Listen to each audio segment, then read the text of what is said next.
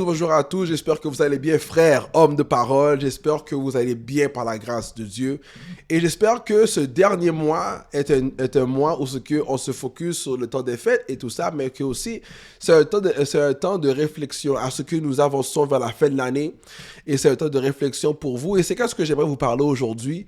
Nous allons parler de regarder vers 2026 avec clarité et avec foi. Malgré que nous avons dans nos églises, dans nos familles, toutes les festivités, nous voulons prendre notre temps justement de célébrer notre Christ, notre roi, notre Messiah, qui est venu sur terre et qui a grandi et est devenu notre Dieu aujourd'hui que nous adorons chaque jour. Je veux vous engager à regarder vers 2026 aujourd'hui avec clarité et avec foi.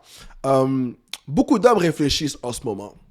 Si vous êtes comme moi, je suis un homme qui aime le nouvel an. Je suis très excité du nouvel an. C'est quelque chose qui m'excite. J'ai beaucoup d'enthousiasme à la nouvelle année. Dans la culture aussi haïtienne, le nouvel an, c'est une période de notre culture, dans la culture haïtienne qui est très forte. Nous faisons des gros services spirituels. Nous rencontrons en famille. Nous avons une soupe spéciale pour le 1er janvier. C'est une grande affaire. Donc, je suis un grand amateur du nouvel an. Et j'ai toujours voulu être né le 1er janvier, le premier bébé de l'année. Alors, toujours cette année, on regarde la télévision, il y a le premier bébé de l'année. Mais lorsque nous parlons du nouvel an, nous parlons aussi de questionnement. Et c'est qu'est-ce que j'aimerais que vous fassiez durant les prochaines semaines, de nous questionner. Comment je transitionne pour l'année prochaine, Dieu voulant, si le Seigneur ne revient pas d'ici là. Qu'est-ce que je dois changer? Quelles sont les choses que je dois améliorer dans ma vie? Est-ce que j'en ai fait assez?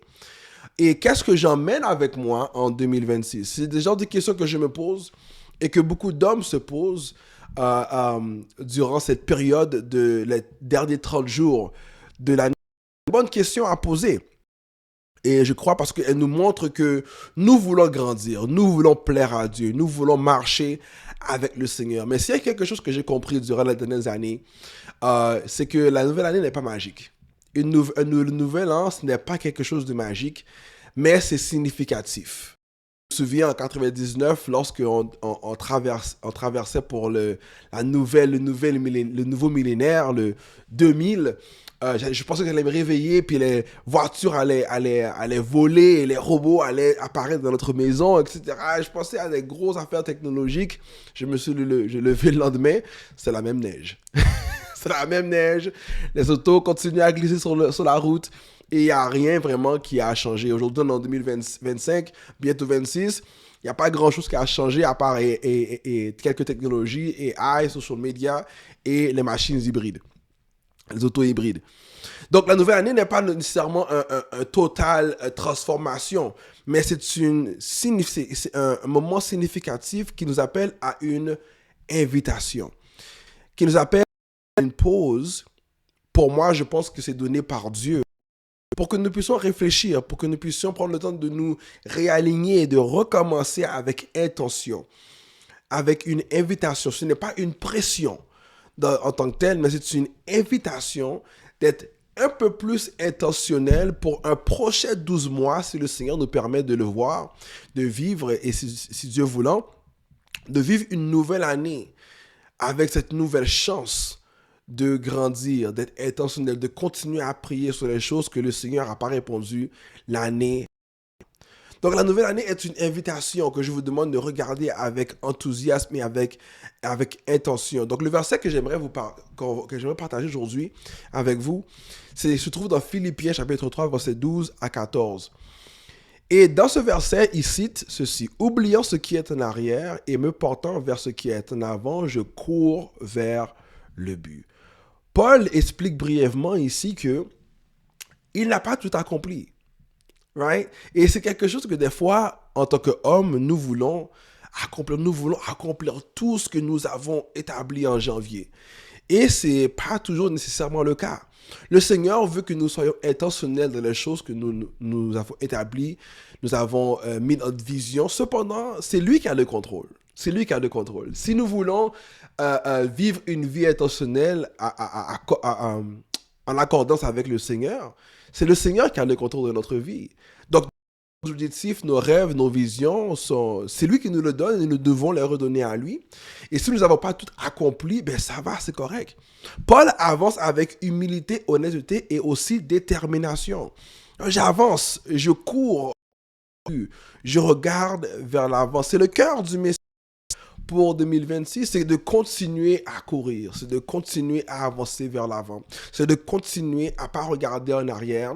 Regarder en arrière peut nous aider à voir d'où nous venons, mais ça ne nous aide pas mais ça nous aide pas à avancer vers l'avant. Nous devons rester le cap, nous portant vers ce qui est en avant. Je cours vers le but. Nous, les hommes, on porte souvent le poids de devoir tout réussir, tout gérer, tout maîtriser. Tu n'es pas appelé à être parfait.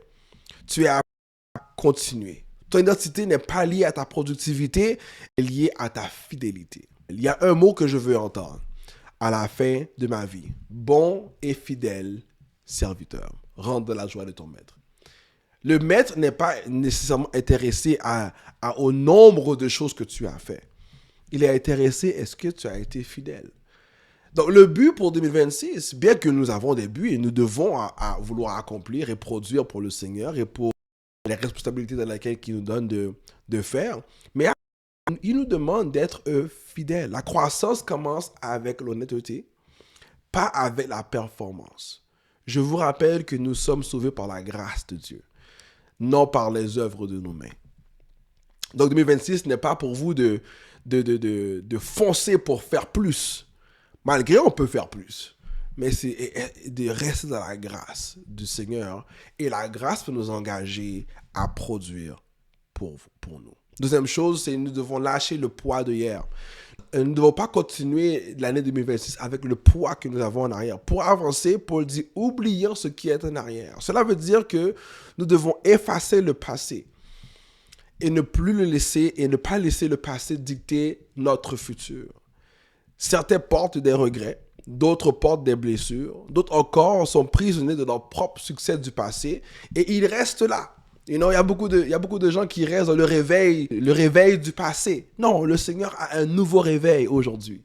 Le Seigneur a un nouveau réveil demain. Le Québec peut être sauvé aujourd'hui avec un tout nouveau réveil, avec une toute nouvelle génération.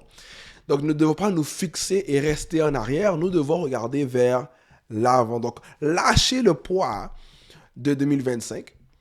Et il y a des choses qu'on peut amener en 2026, pour sûr, mais qui va nous permettre d'avancer en avant. Et ce n'est pas des choses qui vont nous faire traîner en arrière. Et la dernière chose que j'aimerais vous partager avec vous aujourd'hui, c'est que nous devons avancer pour 2026 avec intention. Paul dit, je cours vers le but. Je cours vers le but. La nouvelle année demande un focus, une discipline, une intention et plus encore, une dépendance à Dieu. Si vous voyez qu'est-ce qui se passe dans le monde aujourd'hui, où c'est que notre foi est persécutée, peut-être pas comme des pays du tiers-monde, mais nous avons nos persécutions aujourd'hui, par la politique, par nos gouvernements, par les autorités dans lesquelles le Seigneur nous demande de prier pour et d'obéir et d'honorer. Il y a une persécution qui existe aujourd'hui. Et s'il y a quelque chose que nous devons nous fixer les yeux, c'est d'être dépendant à Dieu. Donc, ce que Dieu veut pour toi et moi en 2026, ce n'est pas la perfection, mais c'est la fidélité, c'est la maturité, c'est la discipline. C'est que nous soyons intentionnels avec ce que le Seigneur nous a donné, qui est sa grâce. Ton objectif n'est pas nécessairement la réussite dans tes affaires, mais la ressemblance à Christ. Et ultimement, si tu ressembles à Jésus, tu vas réussir. Ultimement, si tu ressembles à Jésus, tu vas réussir en tant que mari, en tant qu'homme, en tant que père, en tant que leader. Si tu ressembles à Christ, tu vas réussir en tant que leader de ta communauté, en tant qu'homme d'affaires, en tant qu'employé. Donc, ton objectif n'est pas nécessairement de réussir dans tes propres affaires, mais de ressembler à Christ pour que je puisse réussir. Donc, qu'est-ce que nous allons faire après cette vidéo, après cet article, après ce message? Une des choses que nous devons faire, c'est soyons clairs dans notre communication avec Dieu pour qu'est-ce que nous voulons voir en 2026. et ayons la foi en Dieu. Que lorsque nous courons vers un but. Paul nous indique encore une fois que nous ne battons pas dans l'air. Nous battons avec une assurance. Nous battons avec une intentionnalité. Nous battons pour un but, pour une victoire.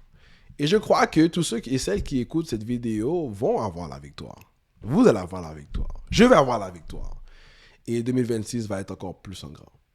Que le Seigneur vous bénisse, hommes de parole. Si nous voulons voir 2026, Dieu voulant, avec une clarité, avec foi, allons-y, ensemble. Regardons vers l'avant. Ne lâchons pas. Soyons honnêtes. Et fixons nos regards vers le Seigneur. Nous allons voir 2026 en grand. Que le Seigneur vous bénisse et à la prochaine.